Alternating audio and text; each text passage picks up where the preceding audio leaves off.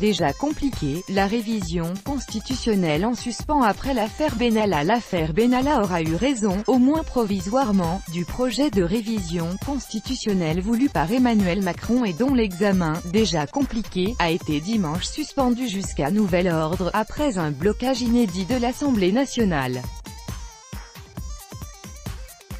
L'hémicycle était en état de siège depuis les révélations sur l'ex-collaborateur du chef de l'État, selon les termes d'une élue LREM. Grave, la garde des Sceaux Nicole Belloubet a annoncé en fin de matinée la suspension des travaux et souhaité que l'examen de la révision, qui en était à son 11e jour d'affilée, reprenne ultérieurement dans des conditions plus sereines, une décision qui a été applaudie par des députés de tous bords avant la levée de la séance, alors que depuis la matinée, les rappels au règlement s'étaient à nouveau succédé, atteignant depuis jeudi le nombre record de 298. L'opposition plaidait depuis près de 3 jours qu'il était impossible de débattre d'un tel texte constitutionnel, au milieu de cette crise profonde, et d'accuser le gouvernement d'être en pleine déroute. Christian Jacob, LR, la majorité de prendre les élus pour des gamins de 4 ans, Marine Le Pen, RN, ou de laisser les Français sidérés, Christine Pires-Beaune, PS parenthèse fermante, maintenant ça suffit, vous êtes en boucle, leur avait répliqué dans la matinée la marcheuse Coralie Dubost, une autre élue évoquant un Muppet Show. Marc Fesneau, Modem, dénonçait une forme de chienlit, et Richard Ferrand, LREM, des outrances. La majorité, après une réunion à huis clos samedi soir, avait affiché pour mot d'ordre de « ne pas lâcher ».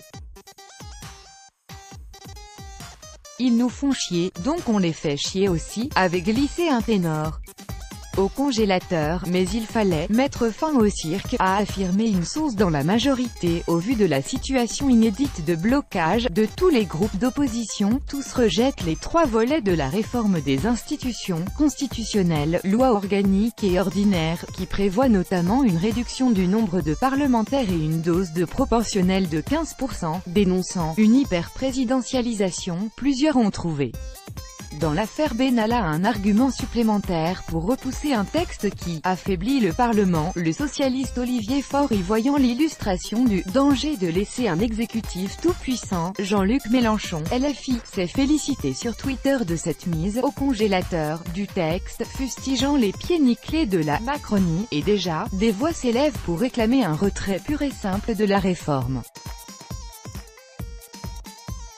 Pierre Dharréville, porte-parole des députés communistes, ne voit pas ce qui pourrait justifier un nouvel accroissement des pouvoirs du président. La réforme est désormais nulle et non avenue, affirme Sébastien Huyghe, LR. Dans un communiqué, le patron des sénateurs LR Bruno Retailleau a, lui, appelé le gouvernement à revoir sa copie, en estimant qu'Emmanuel Macron ne peut plus décemment défendre un tel projet, qui était censé arriver au Palais du Luxembourg en septembre. Dans les couloirs, la majorité refusait de concéder le point aux oppositions.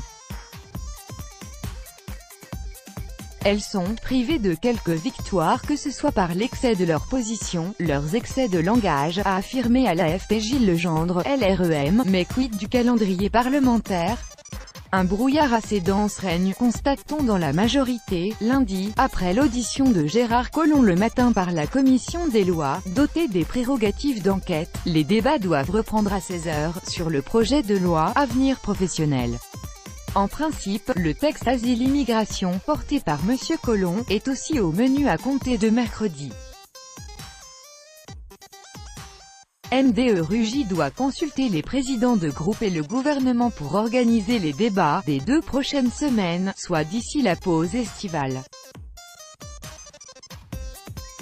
Quant à la réforme, Madame Belloubet a assuré que le gouvernement serait toujours là pour défendre notre constitution et la faire évoluer. Le président de l'Assemblée François de Rugy, LREM, promettant aussi de tout faire pour qu'elle aboutisse. Tout droit de reproduction et de représentation réservé. Copyright 2018, Agence France Presse.